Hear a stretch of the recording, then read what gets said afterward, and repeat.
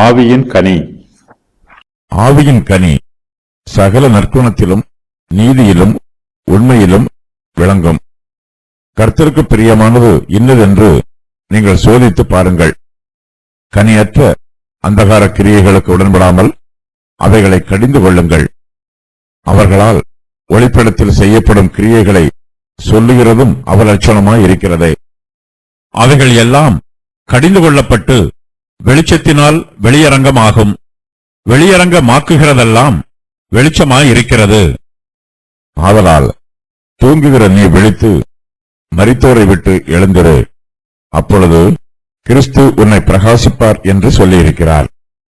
ஆனபடியினாலே நீங்கள் ஞானமற்றவர்களைப் போல நடவாமல் ஞானமுள்ளவர்களைப் போல கவனமாய் நடந்து கொள்ள பார்த்து, நாட்கள் பொல்லாதவைகள் ஆனதால் காலத்தை பிரயோஜனப்படுத்திக் கொள்ளுங்கள்.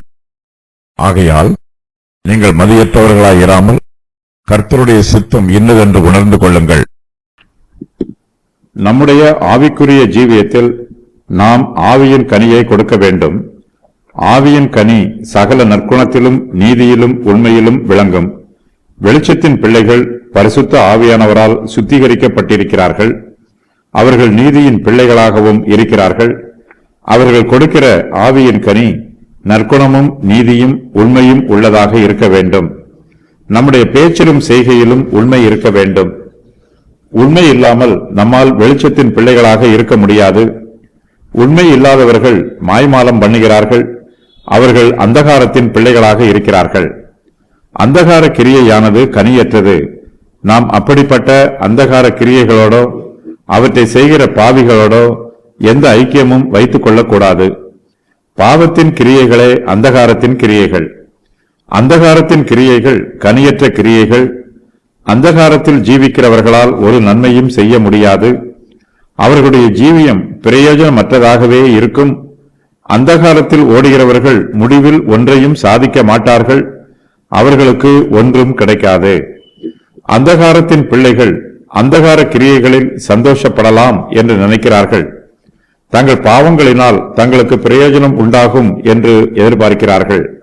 ஆனால் முடிவில் அவர்களுக்கு நஷ்டமே உண்டாகும். அவர்களுடைய ஆத்மா நஷ்டமடையும். ஆகையினால் அவர்களுடைய அந்தகார கிரியைகளுக்கு நாம் உடன்படக்கூடாது. நாம் பாவிகளுடைய பாவங்களில் பங்கு பெறும்போது அந்த பாவங்கள் நிமித்தம் கிடைக்கும் தண்டனைகளிலும் நாம் பங்கு பெறுவோம். பாவம் செய்கிறவர்கள் தண்டனைக்கு தப்ப முடியாது. இதை நாம் மனதில் நினைத்து கனியற்ற அந்தகார கிரியைகளுக்கு உடன்படாமல் ஜீவிக்க வேண்டும். பாவ கிரியைகளுக்கு நாம் உடன்படாமல் ஜீவித்தால் மாத்திரம் போதாது, அவைகளை கடிந்து கொள்ளவும் வேண்டும் என்று பவுல் ஆலோசனை சொல்லுகிறார். மற்றவர்களின் பாவங்களுக்கு விரோதமாக நாம் எச்சரித்து சொல்ல வேண்டும். மற்றவர்களுடைய பாவங்களை நாம் கடிந்து கொள்ள வேண்டும். அவர்களுடைய பாவங்களை நம்முடைய வார்த்தைகளினாலும் நம்முடைய பரிசுத்த ஜீவியத்தினாலும் அவர்களுக்கு உணர்த்த வேண்டும். அந்தகாரத்தின் பிள்ளைகள் ஒளிப்படத்தில் அவலட்சணமான கிரியைகளை செய்கிறார்கள். அந்த கிரியைகளை நம்முடைய வாயினால் சொல்லுகிறதும் நமக்கு அவலட்சணமாய் இருக்கிறது. அவர்களோடு ஐக்கியமாக இருப்பதும் நமக்கு அவலட்சணம். அவர்களுடைய பாவங்களை சொல்லுவதும் நமக்கு அவலட்சணம். அவர்களுடைய கிரியைகளில் எதுவும் வெளிச்சத்தில் நடைபெறுவதில்லை. எல்லாம் ஒளிப்படத்தில் செய்யப்படுகிறது. துன்மார்க்கர் வெட்கப்படாமல் செய்கிற காரியங்களின் பெயர்களை கூட பரிசுத்தவான்களாகிய நாம் நம்முடைய வாயினால் சொல்வதற்கு வெட்கப்பட வேண்டும். துன்மார்க்கருடைய அவலட்சணமான கிரியைகள் எல்லாம் கடிந்து கொள்ளப்படும். அது வெளிச்சத்தினால் வெளியரங்கமாகும். பயபக்திக்குரிய நம்முடைய நடத்தையினாலும் நம்முடைய பரிசுத்த ஜீவியத்தினாலும் துன்மார்க்கருடைய அவலட்சணமான கிரியைகள் வெளியரங்கமாகும். அவை ஒளிப்படத்தில் செய்யப்பட்டாலும் நம்முடைய நற்சாட்சியினாலும் நம்முடைய பரிசுத்தத்தினாலும் அவை வெளியரங்கமாகும். வெளியரங்கமாக்குகிறதெல்லாம் வெளிச்சமாய் இருக்கிறது. நாம் வெளிச்சத்தின் பிள்ளைகளாக இருக்கிறோம். நம்முடைய வெளிச்சத்தில் மற்றவர்கள் ஒளிப்படத்தில் செய்கிற அவலட்சணமான கிரியைகளை வெளிப்படுத்தி காண்பிக்க வேண்டும். நாம் இந்த உலகத்தில் சத்தியத்திற்கு வெளிச்சமாக இருக்கிறோம். துன்மார்க்கருடைய அவலட்சணமான கிரியைகளை வெளிப்படுத்துகிற வெளிச்சமாக இருக்கிறோம். அப்போஸ்தலர் பவுல் எபேசியருடைய ஆவிக்குரிய கடமைகளை இங்கு விவரித்து சொல்லுகிறார். எபேசியர்கள் கர்த்தருடைய அடிச்சுவடுகளை பின்பற்றி நடக்க வேண்டும். ஆனபடியினால் அவர்கள் ஞானமற்றவர்கள் போல நடக்கக்கூடாது. ஞானம் உள்ளவர்களைப் போல கவனமாய் நடக்க வேண்டும். இதுவரையிலும் தூங்குகிற அவர்கள் விழிக்க வேண்டும். அவர்கள் மரித்தோரை விட்டு எழுந்திருக்க வேண்டும். அப்போதுதான் கிறிஸ்து அவர்களை பிரகாசிக்க செய்வார்.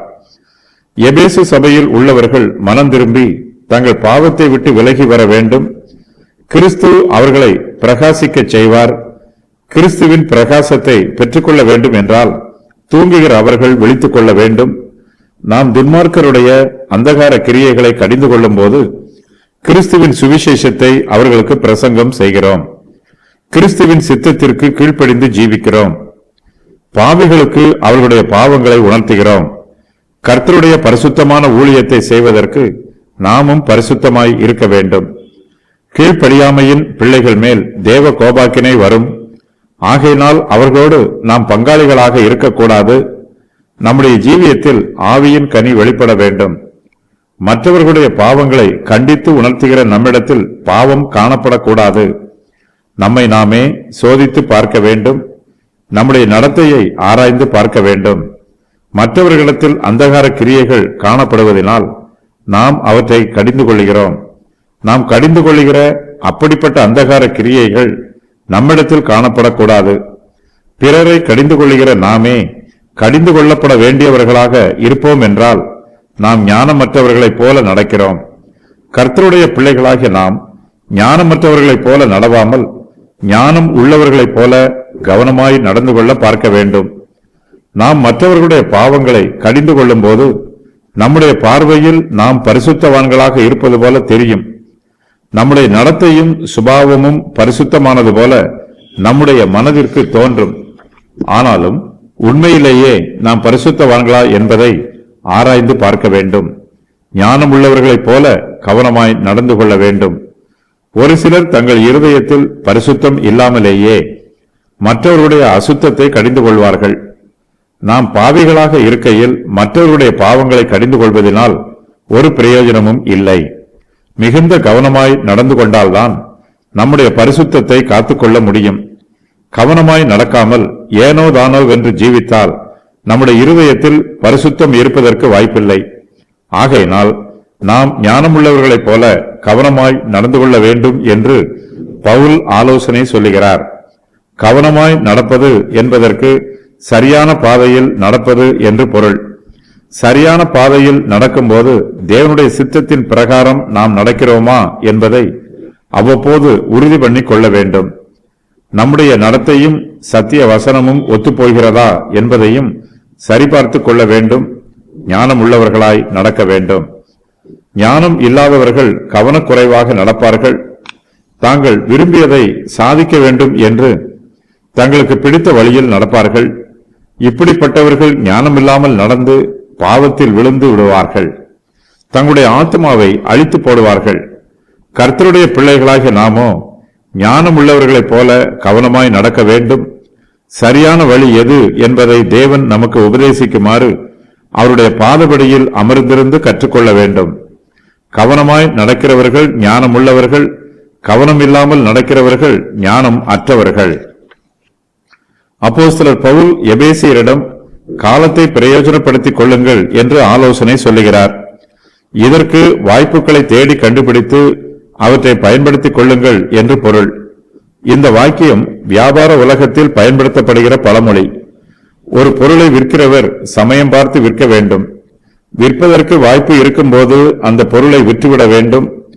தாங்கள் செய்கிற வியாபாரத்தை நேர்த்தியாக செய்வதற்கு ஒவ்வொரு வேளையும் எப்படிப்பட்டது என்பதை நிதானித்து அறிந்து வைத்திருக்க வேண்டும். கர்த்தருடைய பிள்ளைகளாகிய நாமும் நமக்கு கிடைத்திருக்கிற காலத்தை பிரயோஜனப்படுத்திக் கொள்ள வேண்டும். நம்முடைய காலத்தை நாமே ஆளுகை செய்ய வேண்டும்.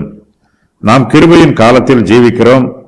இக்காலத்தில் தேவ கிருபையை நம்முடைய ஆவிக்குரிய ஆசீர்வாதங்களுக்கு ஏற்ற பிரகாரமாய் பிரயோஜனப்படுத்திக் கொள்ள வேண்டும். தேவன் நமக்கு காலத்தையும் நேரத்தையும் கொடுத்திருக்கிறார். நம்முடைய காலம் தேவன் நமக்கு கொடுத்திருக்கிற ஈவு. காலத்தை பிரயோஜனப்படுத்திக் கொண்டால் முடிவு ஆசீர்வாதமாக இருக்கும்.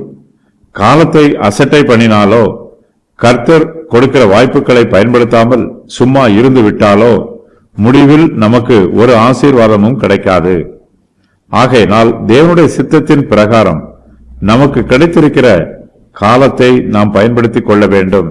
தேவன் நமக்கு இப்போது கொடுத்திருக்கிற காலத்தை சரியாக பயன்படுத்திக் கொள்ளவில்லை என்றால் பிற்காலத்தில் நமக்கு பேரிழப்பு உண்டாகும். இந்த இழப்பை சரி செய்வதற்கு நாம் 2 மடங்கு காலத்தை செலவிட வேண்டியதாய் இருக்கும். ஏனெனில் நாட்கள் பொல்லாதவைகளாய் இருக்கிறது. அப்போஸ்தலர் பவுல் இந்த நிருபத்தை எழுதிய போது விசுவாசிகளுக்கு மிகுந்த உபத்திரவம் உண்டாயிற்று. அப்போது ஒவ்வொரு விசுவாசியும் தங்களுக்கு கிடைத்திருக்கிற காலத்தை நல்ல முறையில் பிரயோஜனப்படுத்திக் கொண்டார்கள். நாட்கள் இப்போது பொல்லாதவைகளாய் இருக்கிறது. இந்த நாட்கள் இனிமேல் இன்னும் அதிக பொல்லாதவைகளாய் இருக்கும். நாளுக்கு நாள் பொல்லாப்பு கூடும். பொல்லாப்பு ஒருபோதும் குறைவதில்லை. மனுஷர் பொதுவாக தங்களுடைய காலத்தை குறை சொல்லுவார்கள். தங்களுக்கு நல்ல காலம் பிறக்கவில்லை என்று வருத்தப்படுவார்கள். எல்லாமே தீமையாய் நடைபெறுவதாக அங்கலாய்ப்பார்கள். கர்த்தருடைய பிள்ளைகளாகிய நாமோ நம்முடைய காலத்தை குறை சொல்லக்கூடாது. காலத்தை பிரயோஜனப்படுத்திக் கொள்ள ஆவணம் செய்ய வேண்டும். கர்த்தருடைய பிள்ளைகளாகிய நாம் மதியற்றவர்களாய் இருக்கக்கூடாது. கர்த்தருடைய சித்தம் இன்னதென்று உணர்ந்து கொள்ள வேண்டும். தேவனுடைய சித்தத்தோடு நெருங்கி ஜீவிக்க வேண்டும்.